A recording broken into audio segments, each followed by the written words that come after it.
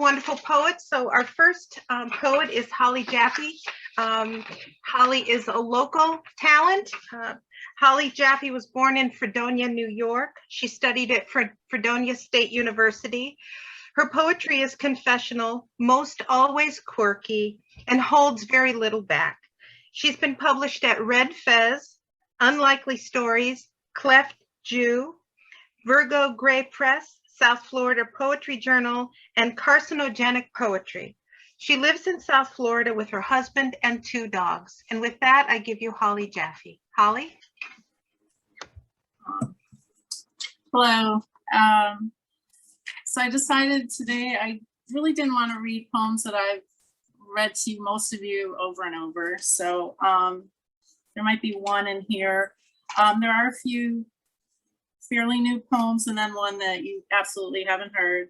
So you guys will be my guinea pigs on that one. So first I'm going to start out with the pomegranate before me. This was a prompt.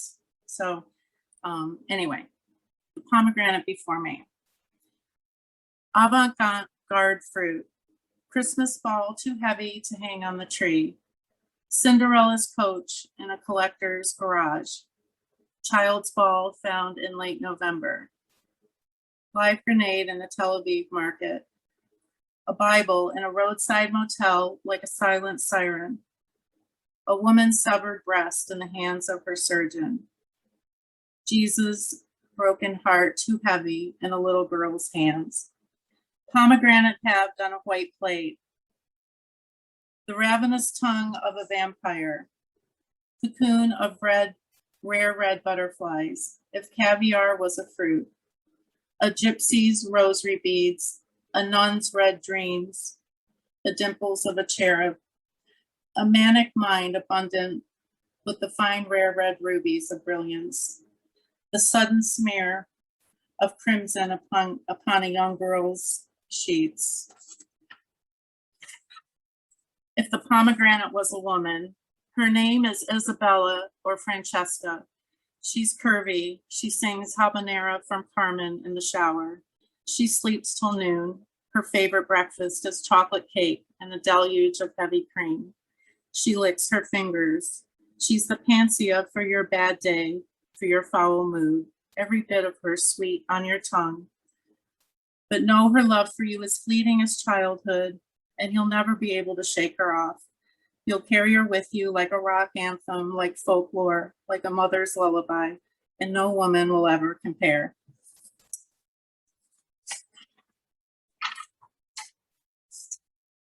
This was also a prompt, and I have read this here. It is about masturbation, but it's not too masturbation and being Catholic. I can see the moon from my bedroom window, and I believe he's winking. In June of 1976, I stole a copy of the Kama Sutra from a garage sale. I never read the pages, but became aroused by the photos, the entanglements, and the gazes. Everything became sexual that summer, the armrests and the doorknobs. Well, you know. Masturbation is the devil's wish for you as often as you can, he insists. My mom says you'll go blind or insane or both. But I smothered at the evil, and the evil was kinky and begged for more and more of me. Afterwards, I cried every single time. My vision dimmed and my thoughts teetered. It was unfair how torment and pleasure were inseparable. But the breezes from my bedroom window that cooled my flushed face were a kind of forgiveness. The best way to peel an orange is to gouge its thick skin with your thumb till you reach its juicy innards. It's natural to explore, to want to get to the extract of your own body. I've always been afraid to climb trees. Actually, it wasn't the climbing up but the coming down that frightened me most. Testing the branches and finding my footing just to come back to shame. Masturbating was like tree climbing. The climb to the top was an exhilarating escape into the branches. I wanted to be closer to the moon. And the moon told me, God isn't watching. You're beautiful when you let go. Let go. Let yourself go.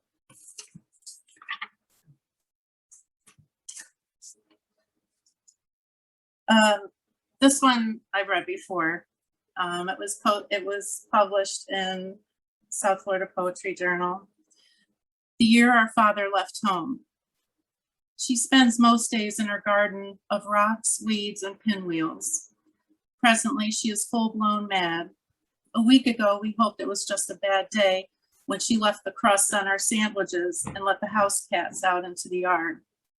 She lays at the foot of our beds, fully dressed and her shoes muddy and fastened to her feet. She scoops up rocks, places them into a wheelbarrow, and takes them to a pond a mile down the road. She empties the bird bath after every rain and screams at the finches and takes a rake to the tree branches. She curses the gray skies and accumulation of clouds. You see, she has these premonitions. She sees herself as clear as day, stoning us in our bedrooms while we sleep. She'll wash her bloody hands in the bird bath. The birds will dip their beaks into the pale pink, ravenous as turkey vultures.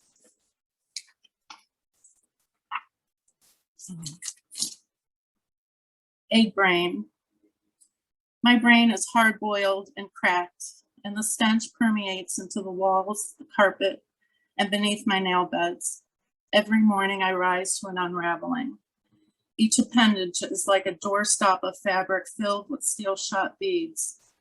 Every day is cursed with minutes like hours, and getting to the end of the day without a scream is a devilish marvel.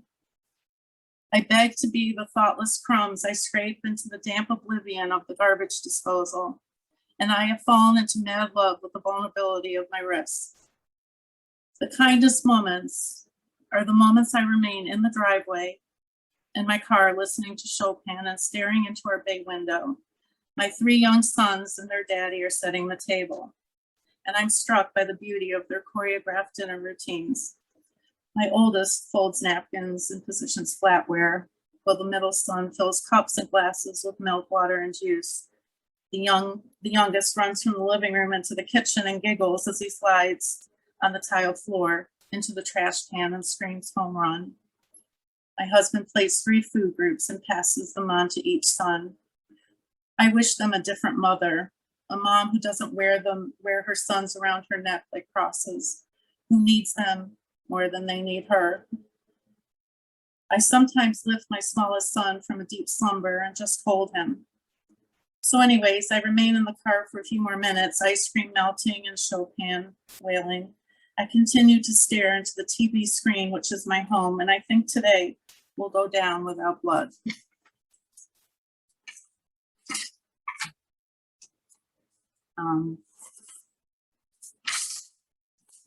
Sorry, I'm thinking. All right, I just have 2 more. So this one is called Ophelia, and it was inspired by a trip to New Orleans, and there was a fortune teller. Everything else is pretty much fiction, but anyway. Her orange afro was a flame on a starless night. Her pregnant belly, 5 months or more, blanketed in polyester and sequins like a faux Fabergé egg.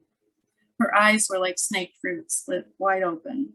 Her smile was wide and beautiful, like a young Angela Davis. I myself was 6 months along. I passed her 3 times while my husband drank shots of bourbon and flirted with the tattooed barmaid who flirted back to ensure a generous tip. As I looked away at each pass of her table of tarot cards, wooden beads, and dollar store candles, I felt more strongly that she knew something that would break my heart. At the 4th pass, she pulled me in. Her baby's daddy watched on from his red pickup, leaned up against the truck bed with a 6-pack at his feet. I said to her, I believe enough to be nervous. I don't want to know what my future is, bad or good. I just don't. And she didn't try to sell me. She admitted she overheard my man say, no fucking way, to the Blue Plates Cafe's peach cobbler, you're fat. Are you sure you're even pregnant? She said her man was no kinder. Her breath was sweet, like Chex Mix, as she came in close and said, my mama makes the best peach cobbler this side of the Mississippi. So Ophelia and I ditched our men and we hitched a ride to her mama's pink house leaning towards the water's edge. We ate peach cobbler from cracked blue bowls, filling tarnished spoons with equal portions of cobbler and fresh cream. We swayed on a lime green porch swing, sipped ice black tea from mason jars sticky with peach syrup, sweetened with honey and startled with a fair amount of whiskey. It was there on that pink porch that her mama told me the awful truth. There was no crystal ball. There was no Rorschach of tea leaves or death card. Maybe a touch of madness like a cat. She could sense the good, the not so good, and the malignant. She looked at me with her sensible, gentle eyes, and she said it, and I had no doubt. She held my trembling hands and laid them upon my swollen belly, my Nathan as still as the wetlands. I wept while she chanted in cradles, sweet baby, sweet baby. I rocked him in a lime green porch swing, our tummies filled with sweetness, him and I, cradled on the branches of the red maples and baptized in the hushed waters of the bayou. So I have one more. This is about my son, Ryan, who's here. And I've written a lot about this, but anyway, this is about him. The elementary years, those boys whose mother said, boys will be boys, decided you would be the unpopular one.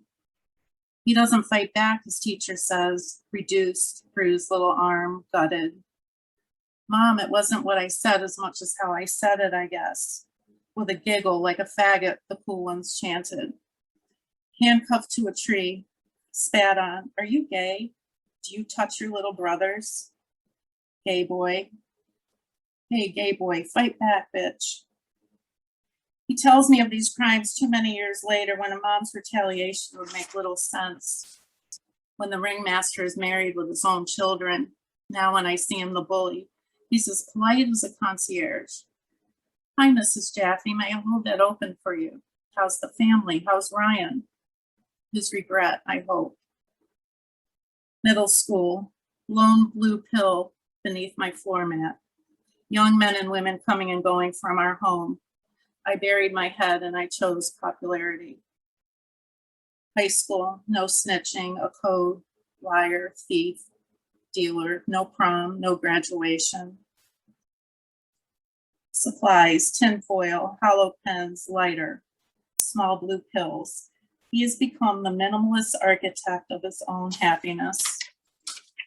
Halved at the end of his bed, teetering bowl of fruity pebbles on his lap, smudged eyes and fingertips, naked, swollen feet, ashen face, sores, sunken eyes, thrush. You can't judge a book by its cover, man. This kid is filled with unimaginable joy. His insides are luminous. He walks through his days like he's walking through peanut butter. I scream his name like the house is on fire, but he's chasing a feeling, like a child netting butterflies, jarring ladybugs, something winged and holy, something so beautiful. He's climbing the sky as crazy as that sounds. He's safe in the embrace of a lioness, and she's licking his wounds clean. He's swaddled in cashmere, no, something much softer than cashmere, anything you can't imagine, a feeling so, so sweet. At first you retch. His body is orgasm. He's loved. Why would he come home to a plate of meatloaf and peas? To feelings. No one is ever hungry where he goes. His eyes open, startled, as if he's been yanked from the womb again. I go back to his yellow nursery, menagerie of birds, big eyes, lullaby. Sway and drunk on breast milk. Good night, moon. Good night, stars. Good night, curious cats. Good night, brave stuffed bear. Low cadence, tonic, rocking, our yellow room, our womb. In our room, our days were kind for a brief time. And then I send him off like a lamb to the wolves. I wished you here as my kind of savior. I couldn't keep you tucked away forever.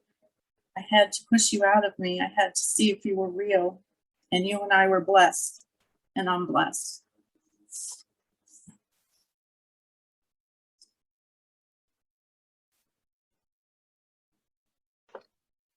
Thank you, Holly. Gorgeous stuff as usual. Thank you for reading. Okay, I just want to make a reminder about Zoom etiquette. If you're going to move around or eating a big ham sandwich, if you could just turn the Zoom off long enough to, not distract us, we'd appreciate it. Okay, thank you. All right, and I'll introduce our second poet. I believe that Judy opened up the chat. We close it down when people are reading, so now's the time to send Holly your comments about her reading, and because the chat is open now. Okay, thank you. All right, so our second poet, Birdman, or Victor Johnson, was born in Benton Harbor, Michigan, and has been living in Lansing, Michigan, Sebring, Florida, and Houston, Texas for the past 35 years. He graduated from John Wesley College with a BA in Social Science, certificate in Computer Tech from JTI, and an AA from ITT in Network Systems Administration. Birdman313 is the author of 10 published poetry books and 4 published poetry chapbooks. He has been published in Forward Times newspaper, Silver Birch Press, Storm Magazine, Harbinger Asylum, Indiana Review newsletter, the Permain Basin Poetry Society, Expressions Anthology, Dandelion in a Vase of Roses, Waco Word Fest Anthology, Nomads Choir Poetry Journey, Blue Hole Poetry Festival Anthology, Lansing Arts and Poetry Journal, and Our Verse magazine, along with several newsletters. Recipient of several Editor's Choice Awards and 1 International Award for Poetry, Birdman participates in readings at several open mics and in Zoom, Skype, and WebEx online poetry events. His video, Forgotten Time, won first place in the Light Poetic Ministry Poetry Video Contest. Birdman also hosted the Spoken Word Contest at the National Black Book Festival in Houston, Texas for 8 years. And with that, I give you Birdman. Thank you, Susan and Judy, for inviting me to come and read. I'm gonna read. I turned my background off so you can see. I'm gonna read from. Can you see that? This is actually my 9th poetry book, Poems by Birdman313. Actually, the cover is from. Oh man, I just know it's out in Vegas. So I always forget when I get on camera. Valley of Fire. That's where it's from. Sorry about that. The first poem I'm gonna read, I read a lot, do a lot of nature poems. So this first one is titled Peace by the Sea. I sit on a lonely beach, looking at footprints in the sand. Thousands of miles of the bay can be seen for eternity as waves wash upon the shoreline. While the wind moves the sand across the beach, seagulls squawk and fly over. No other living creatures make a sound so as not to disturb the peace of the sea and sky. Silence wraps around the beach as the sun shines silently. When its daily race is run, it sinks softly down into the sea. I sit alone on the beach on a lonely day, watching the waves wash away the sand. As I close my eyes, the cool mist relaxes my mind and soul. Once again, I'm left alone on the beach. No matter what happens on the beach, the water constantly moves. With every crash of the blue waves, stress washes away. Okay, and the second one, I watch a lot of Alfred Hitchcock and Stephen King, so this is kind of like help me with this one. It's titled Cracks in the Wall. Through the cracks in the wall, in the darkness of the night, came a supernatural light. Nothing too significant, just a soft glow in the dark. Then came the sound of something creepy, a few weird voices screaming. They whispered between the walls in a ghostly game of who is it?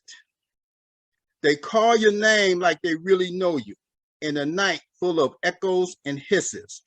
If only these eyes would bear the hurt and leave it isolated within the cracks.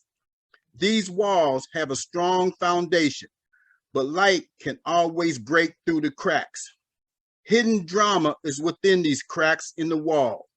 Once buried in these dreams of humility, walls fall down as revelations abound. Tomorrow has a bright future, but is now trashed by yesterday's sin. Ooh. This next one is kind of like a personal one, but a lot of my friends, they talk about it and they said they could relate to it. It's titled Invisible Scars. As I look into the mirror, only I can see and feel the invisible scars. The images stare back at me. Being bullied as a young child by the neighborhood kids. My biological family and adults made scars that have followed me throughout my life. The after effects have caused me to mistrust people and struggle with self-confidence. These events made me feel nervous whenever I go out. My mind has been poisoned with negativity by the invisible scars left behind.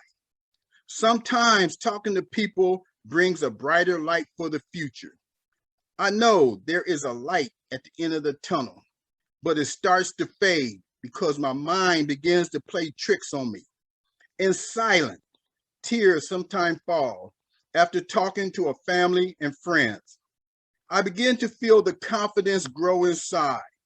I must not let these scars darken my mind because stored memories are like a computer that can replay through your head every day.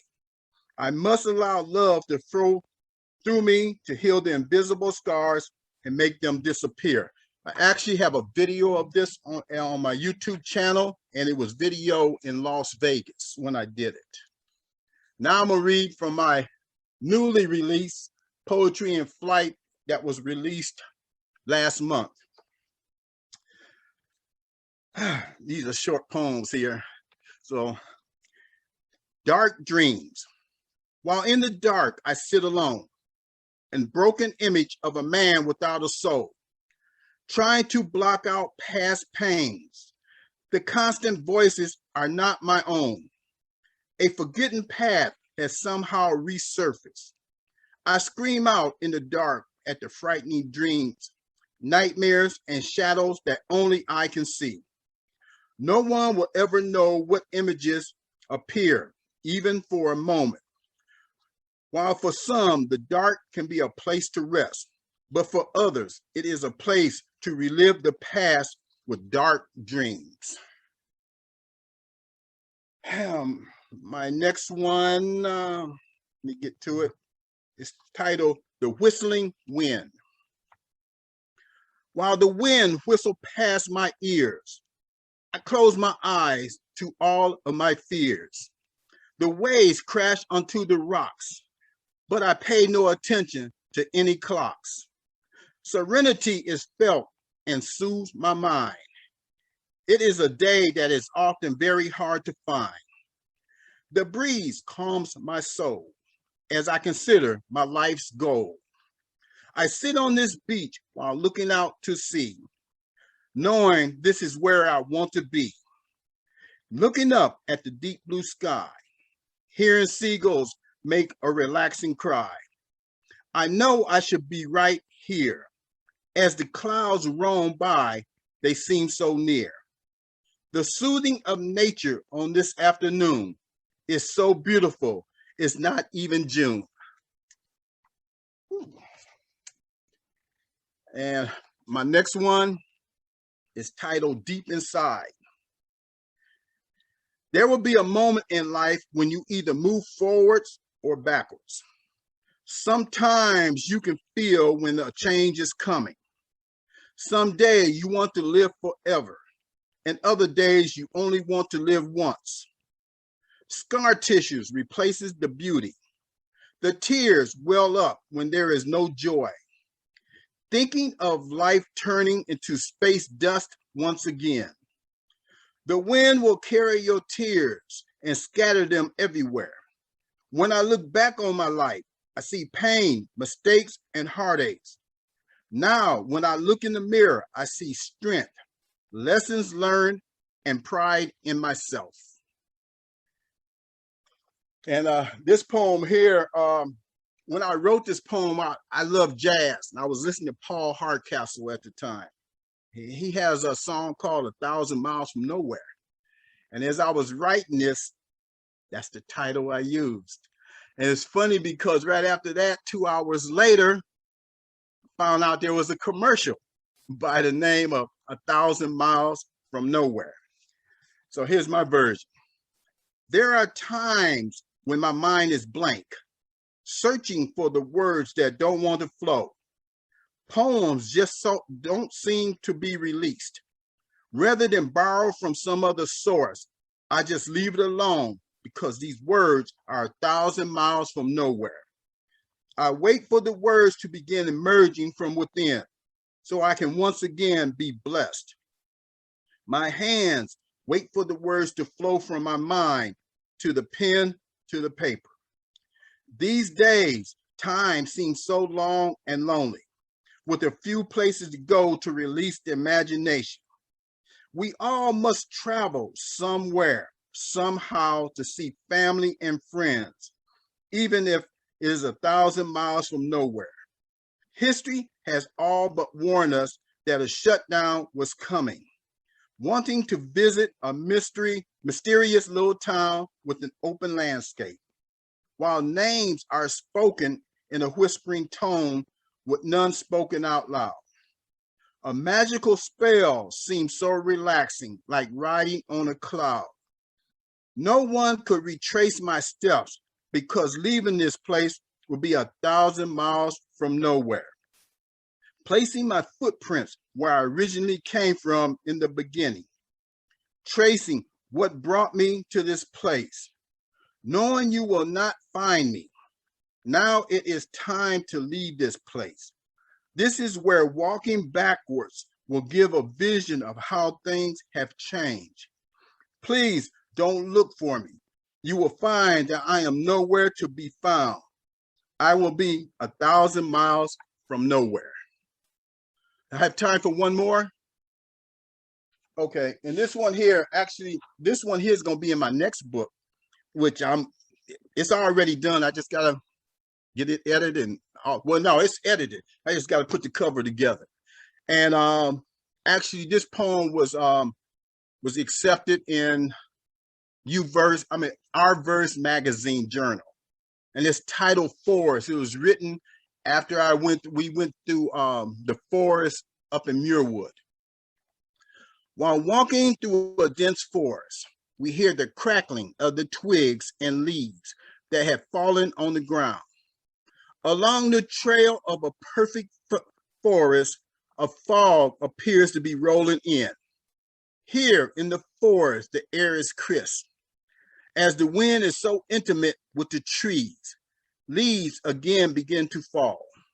The pines and birches have settled on a path that leads through the forest. A subtle fragrance of pine fills the air as the sun speaks. Through portions of the branches and leaves, 1,000 sweet enchantments scatter our thoughts, wandering deeper into the forest to gather our dreams that have surfaced. Feeling the deep spirit that sends a fragrance of green and spicy cedar as the wind blows. We cross stumps, harsh rocks, and bridges that have running streams underneath. The scent of forest continues through our stroll while we enjoy the quietness. A few wild animals, birds feel safe as this is their home. This is where we can hold a small, calm communion of solitude. Thank you for listening. Very nice.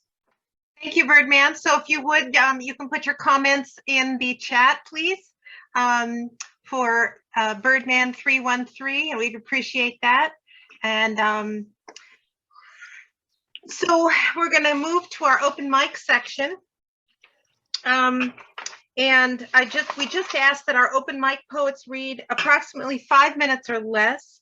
If that's more than one poem, please stick to the time guidelines so that everyone on the open mic list has an opportunity to read.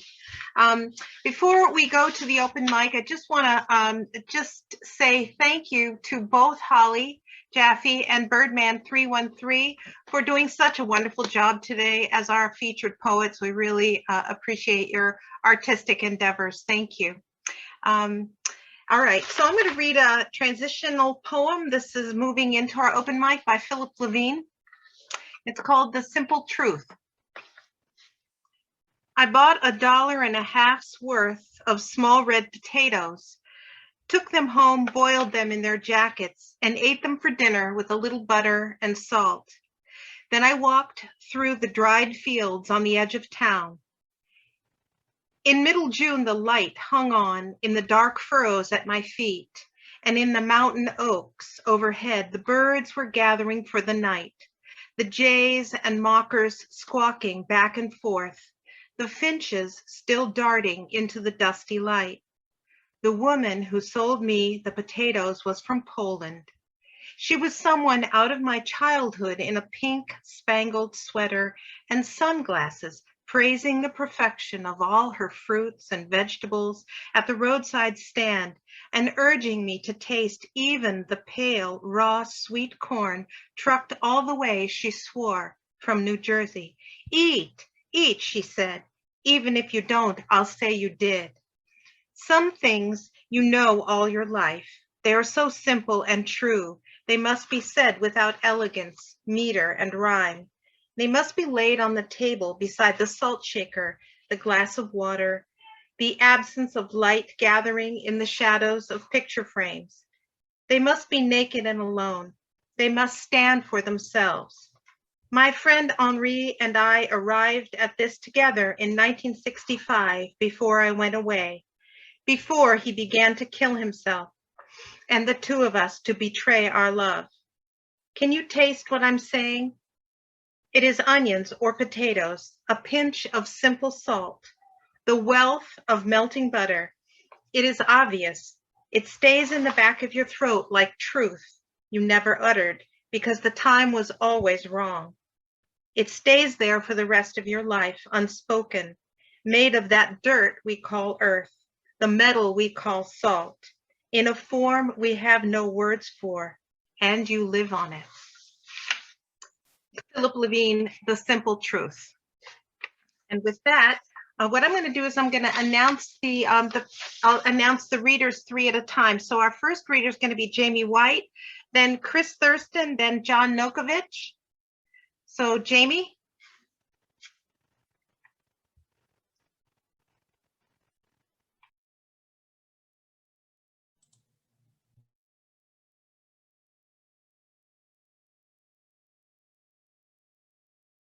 You're still muted, Jamie.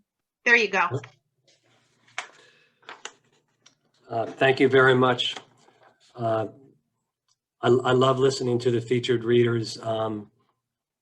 Stays with me for a long time. You all are great. This is a seasonal poem. Kindred to the sun. All of a sudden, it's September. Summer in the rearview mirror. Fall's been slyly infiltrating. Morning chill gives way to midday warmth, gives way to shorter afternoons. Constant cicada buzz, less and less each day. Sad, the high sun season moving on, your eyes drawn to the cloud-swept blue sky, migratory instincts abound. Star and planet revolve together. Sinking sun weaves lengthening shadows, gentle urgency of this early fall. Each year is a burning ember, more ash than flame by September.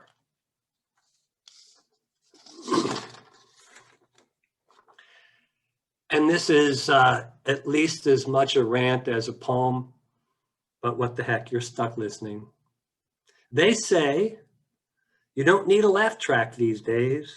Life gets more ridiculous all the time. The news hasn't been new for years. The way things are ought to be a crime. Everyone has an opinion. These days, opinions are the same as facts. They say everything's relative. Everything doesn't add up. It subtracts. Modern times take getting used to. Computers get smarter, we get dumber. They say people have sex with them. When their mainframe dies, it's such a bummer. They say we need priorities. Missed opportunities will haunt my days. If asked what you're willing to do, depends on what the position pays. Two places you'll never see me, ahead of my time or in the spotlight. Nobody knows what I look like. I don't worry about my cellulite. If Cole Porter could see us now, I bet he could write a #1 song about the stupid things people say they believe they are never wrong. I say the 21st century ain't looking too good for humanity. The world keeps spinning until it doesn't. I was here until I wasn't. We never know the appointed hour. They say a weed is an unloved flower. Thank you. Thank you, Jamie. Thank you. Okay, so next is Chris Thurston, then John Nokovich, and then Joan Leon. So I love rants, so thank you, Jamie. So this is my September 11th poem, which I'm reading, although it's September 12th. And one context is that at the time that this was placed, my son had had his 3rd serious stroke. So he also, as well as my father, was in the hospital and rehab. This is September 11, 2011. In 1955, it rained the day after Labor Day, September 4th. I stood on a kitchen chair as my mother circled me, inspecting the hem on my twirly skirt, all the colors of the rainbow. It was the first day of school. I remember it when I see kindergarten children walking home, splashing in the rain, 10 years after 9/11. On the first day of school in 2001, my mother was dying. I don't recall the weather on September 4th, but that of the 11th is as clear in my memory as that morning sky. By evening, she was in the hospital. Her hold on life weakened even further by the downpour of metal, paper, glass, and dust shown over and over on TV. 12 days later, she was dead. And I mourned her while the sadness and anger of the whole country streamed out around me, my own grief feeling illegitimate, unsubstantial. I'm over it, I think. We all die, my father tells me today from his bed at the rehab, where he'd been sent 3 months before. He was talking about my mother. His fractured shoulder and broken ribs had at last begun to heal. We all die, and that's what it comes down to. All I can do is hold him. I say goodbye and leave. Umbrellas shelter the kindergartners, keeping their construction paper projects dry. Stopped for a light, I watch them, everything feeling as fragile, fleeting, precious as those bright squares of paper. Thank you.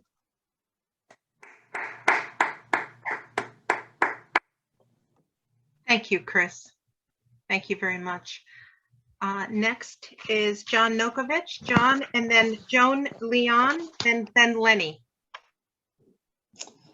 Okay, hello, thank you for letting me join your group. Okay, this poem is called What Makes Money?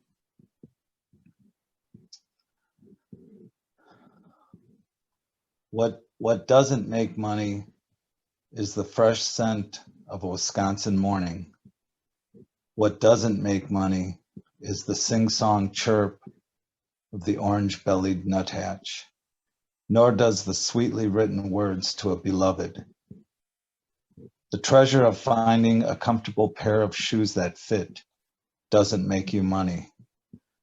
The sweet countenance of a boy's love for his dog has no monetary value.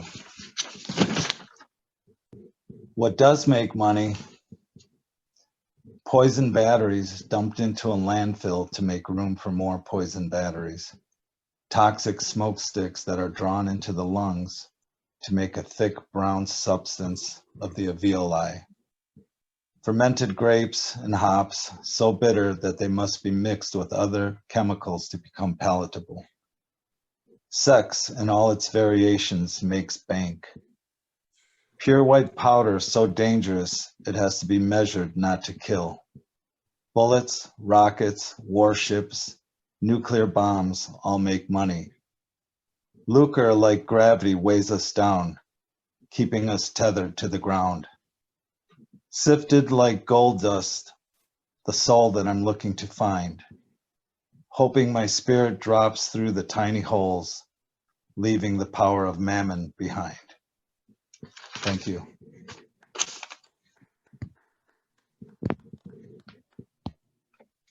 Thank you, John.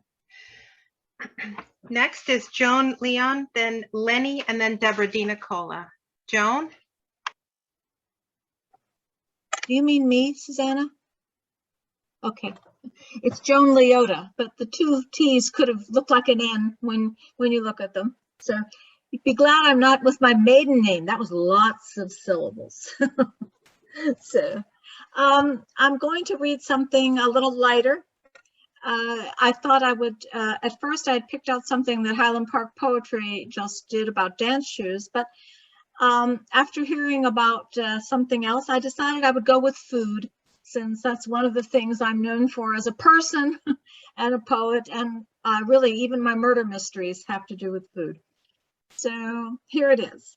This was published in Silver Birch, a nod there to Birdman, a fellow Silver Bircher. How to make the perfect Southern sandwich.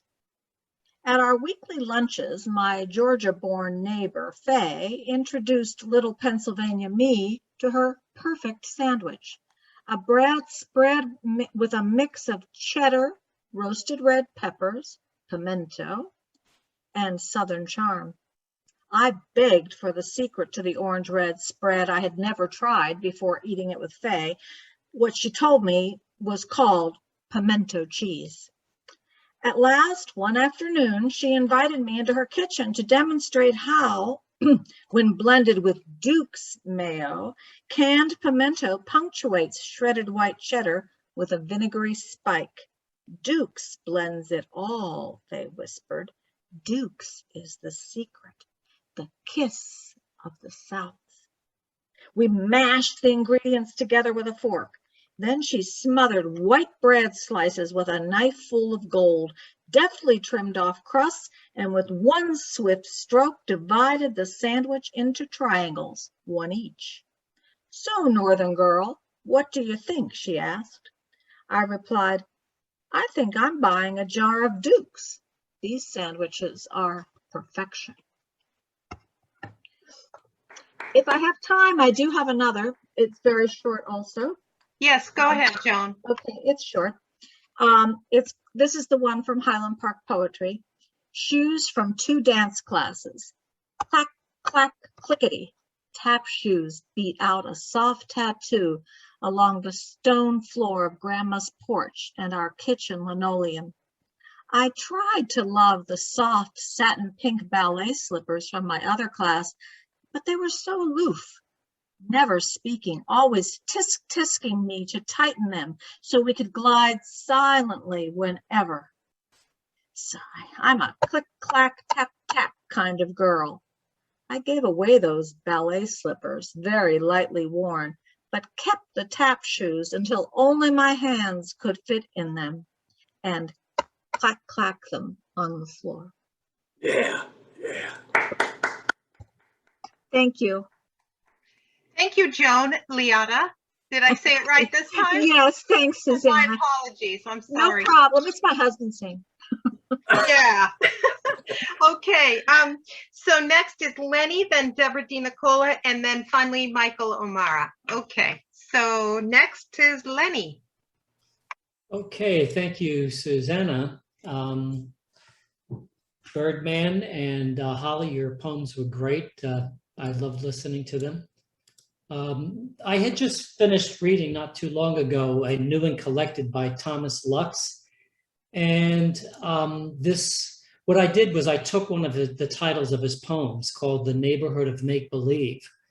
I loved the title. In fact, I wrote my own poem here with that title. I didn't care for the poem that he wrote, however. So I thought, I'm going to write one. So here's my The Neighborhood of Make-Believe. You should know, I think everybody knows I'm a big Beatle fan, but the first line is basically from Penny Lane by the Beatles. And then there's a reference to a character halfway down the poem, which is from I Am the Walrus by the Beatles. So anyway, The Neighborhood of Make-Believe. On the corner was a banker with a motor car who, with a smile, could turn pennies into cupcakes and salamanders with a wink. My friends and I, in pink fizzing hats, lured hummingbirds and pirates, and on tinfoil chariots and zebras, stole his cakes and beasts when he sneezed. But the crabber locker fishwife saw us steal, turned our tree houses back to matchsticks. We lost the gold that shined our hearts, and even with our magic capes, we could no longer leave the ground. The days of whisper jars in secret places under stones can only be spied upon by fireflies and puppets now, but the likes of them don't come here anymore.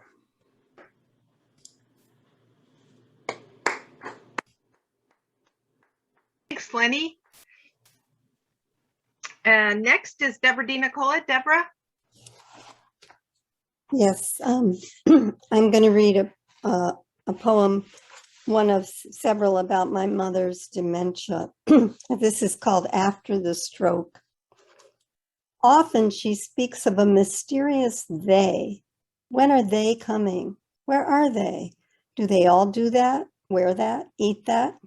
Must we pay them? But she forgets everything in a matter of minutes, rooms, news, rules of a favorite card game. And she forgets. Objects once familiar disappear, surface again in surprising places. Scotch tape in the medicine cabinet, jewelry under the sink, cash in the refrigerator drawer.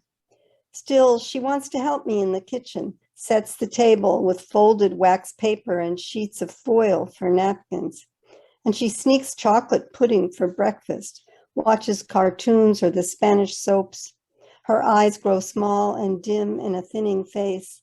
Her hair, which she always wore in a neat French knot, is loose and sparse down her shoulders, although vanity remains intact.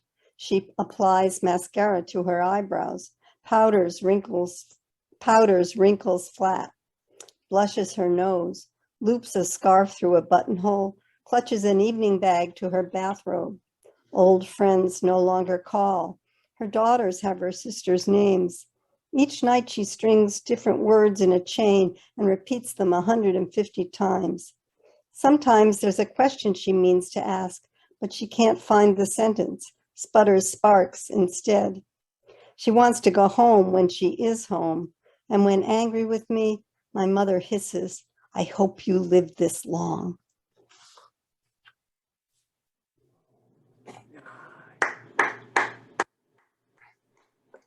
Thank you, Deborah. And next is Michael O'Mara. Michael.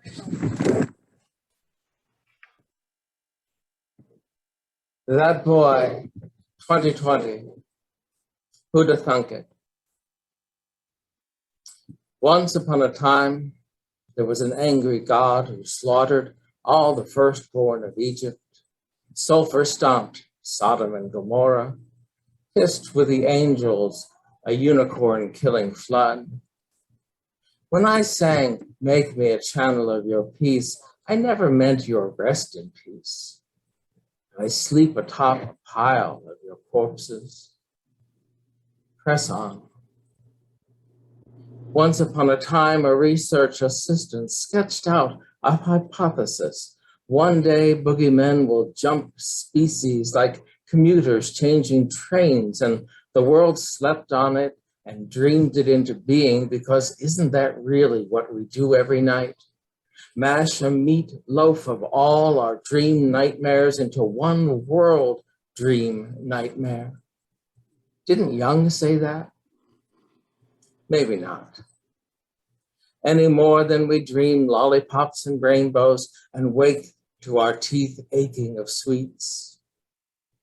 They ache because we grind them in our sleep each night as we eat our enemies' hearts, suck the marrow from their bones, which become drumsticks to move this song along. Press on. Once upon a time, we were carbon and water and amino acids and perhaps a flash of light, and you and you and you were there too, but you couldn't have been, could you? Dancing behind the curtain, I've been that flying monkey and creature feature in between. I wonder if I was ever a tree. I could see me as a raccoon or otter or lately a hibernating bear, probably a right whale, all oil and blubber. This time, I got old out of the way when I was very young and serious and severe, when life hurt as if someone were pulling the fingernails off of each and every brain cell. Once upon a time. How did I end up in that coffee shop, sitting across from yet another angel? Have you heard of Medjugorje, he asked, and fixed a small pendant to the base of the cross around my neck. If you want to be beautiful, then love, he quoted. Even angels meme. We sipped our lattes. He smiled at everything I said, the way a grandma smiles at a bawling infant. Yes, little one, let it out, let it all out. And he left. For a moment, he kind of pissed me off, but eventually I came out the other side laughing. Every time someone laughs at their stupid self, another angel gets their wings. A friend sent an old photograph of me at 20. I had forgotten in all that pain how beautiful I was. Now, as a grandpa, I need only be kind. It's my tree self that loves the wind most. Setting sun and leaves, Rorschach, the sparse grass. My dead and their familiars peek out at every turn. Their now patient God waits. Press on. Walking home is a wild ride. Squirrels hide and seek, branch to branch, mockingbirds flirt. The sky in its coat of many colors whispers, pay attention, I'm about to come. Shivers and multi-orgasms by proxy.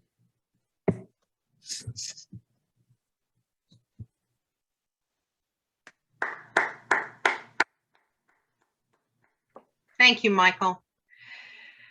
And last but not least, Amanda Russell. Amanda? Hello. Let's see. Okay, so I've got two here. And okay. This one is pretty new, and it's one about my son, but it's sort of like embellished a bit. First, pet. Can I take it home? He said, swimming in a 66-degree pool with a big eater beetle in metallic green suit crawling across the plane of his palm, fingers extended for a friend who chose him. And that's how we came to have Pluto, sitting like a little moon held tight in the gravity of our world. Once in a while, I open the lid, check the state of zinnia leaf plucked fresh from the garden, and I see Pluto, clinging with all 6 legs to what's left of his food supply. I wonder what he'll eat in winter. Plan to look it up later. I think of him as I wash our one green bowl. Inside his own glass globe of a planet, still stagnant among so many Legos and blocks. In an orbit he's unable to clear. Part of a micro solar system created by a boy who will never be taught about the 9th planet. And then last one, this is one that is also very new, and it's I've got a crack in my ceiling. You can't see it here, but it's downstairs, and it was sort of inspired by that and just some of the stuff I'm working on right now. And it's tentatively called Book of Common Prayer for Those Who Cannot Move Mountains, page 39. O landlord, I call upon thee, for the ceiling cracks above me, hear me, for the water leaks out of place. It has been recounted of old that Elijah called once before and was told that all ceilings are like that. But a year later, he called again from downstairs with wet socks and carpet, and the landlord heard him, came to survey the damage, and declared unto him, not all ceilings are like that. O landlord, repairs involve process. Do not forget me, lest I despair and go pay to strange gods, casting nickels before geese. If you, mighty as you are, remember me, carve out the time, or at least bring a bucket of instructions to stay off the wolves who roam hungry for mustard seeds and coupon stashes. Hear me, lest I stand again before the universe, who spoke all things into poetry, lest I say unto her, do you not remember me, standing in the desert church, before they tiled out the sky, before the windows glassed against draft and sand, before the walls stood high enough to block out the gladsome light, the evening glory? Hear me, lest I lose my link to memory, lest I rephrase my own history, saying it was easier back then, from a different stage of life, from a different plate of time, with no hungers but my own to feed, lest patience faint mid-wait with no answer at the other end of the line. Thank you. Thank you, Amanda. And thanks for joining us. Thank you all for being here today, and a special thanks to our features, Holly Jaffe and Birdman313. And I'd like to tell you who's going to be featuring in October. It'll be our own Michael O'Mara. Michael, give us a wave. And Nicole Tallman. So they'll be featuring in October. In November, we have Denise Duhamel and Dustin Brookshire. And in December, to close out this season, Christine Thurston. Christine, she read at the open mic, there she is, and Michael Heddich. So that's our lineup. We'll see you next time, October 17th. And again, a round of applause for our featured readers. Thank